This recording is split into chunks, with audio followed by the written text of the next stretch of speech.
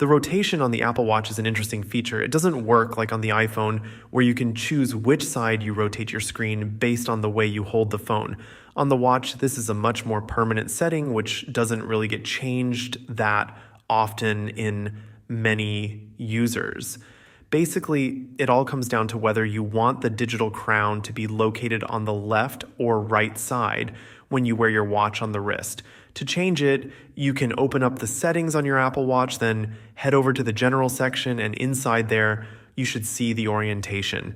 Two settings there. At first, pick the wrist on which you'll wear your watch. That's there to better catch the flip motion and to make sure the watch lights up when you want. And under it, you have the digital crown settings. As I said, it's mostly about the crown position, so play around with it, try it out, try to wear the Apple Watch upside down for a while and see if it suits you.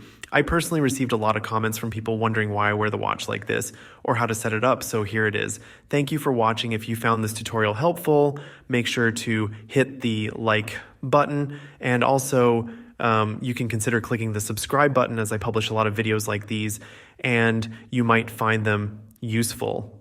Thank you.